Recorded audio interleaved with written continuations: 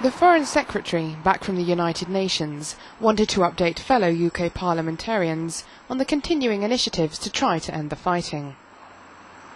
Since the beginning of Israeli military action in Gaza, both the Prime Minister and I have publicly and privately called for an immediate ceasefire. On the first day of the conflict, the United Nations Security Council, with the support of the British government, called for, quote, an immediate halt to the fighting.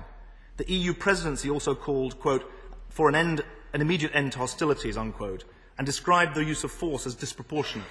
The British government supports this view. The emergency meeting of EU foreign ministers called with my support on 30th of December for an immediate and permanent ceasefire, urgent humanitarian steps including opening of crossings, and action on the illegal traffic in arms and their components into Gaza.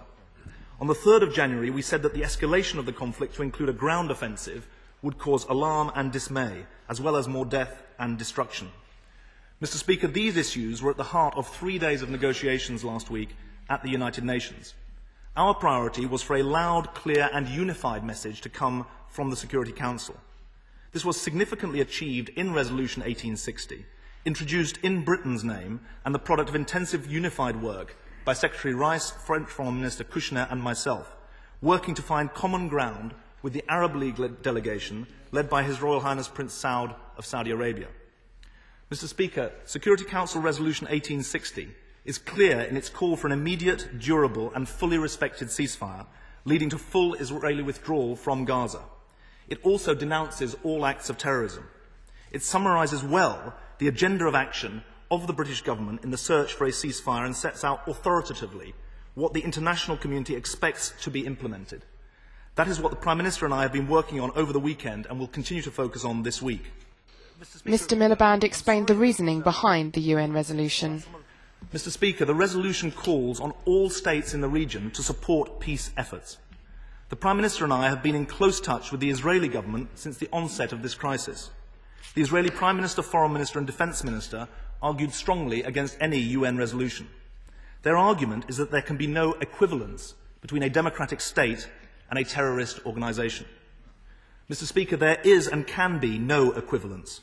Hamas have shown themselves over a number of years ready to be murderous in word and deed.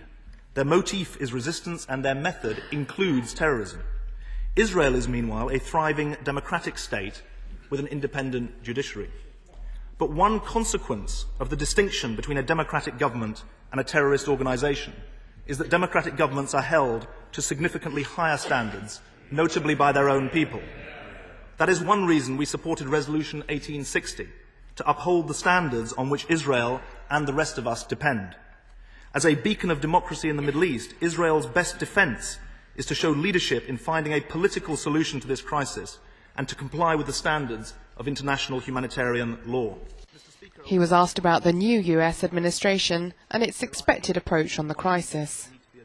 The current crisis in Gaza is in part an indictment of delay in engagement by the international community, including the United States, in resolving this issue. And he's also right that the issue cannot be resolved without the United States.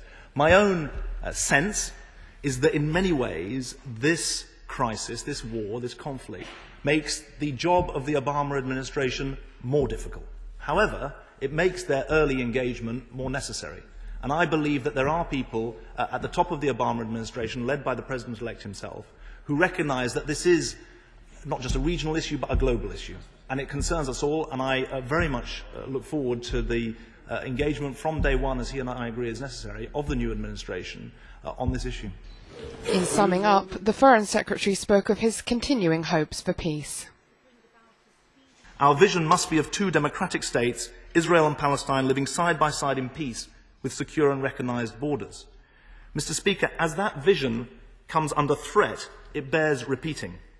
The Arab Peace Initiative, which offers Israel recognition by and normalisation of relations with the 22 Arab League states, and to which Israel's leaders had started at the end of last year to respond favourably, provides the right regional comprehensive vision for progress. However, at a time of war on the current scale, these words can seem worthless. But it is the war that pushes them out of reach, and that is one further reason why the current war needs to be brought to an end before further loss of life renders the vision unattainable, as those committed to necessary compromise are marginalised. Mr. Speaker, I hope you will let me conclude on the following point. Peace benefits Israelis and Palestinians. War kills both. They are destined to live next door to each other. They can either do so as combatants or as neighbours. We are committed to help them do the latter. That is what Israelis need and Palestinians need. It's also what we need before it is too late. Well, Mr. Speaker, let me address some of the points.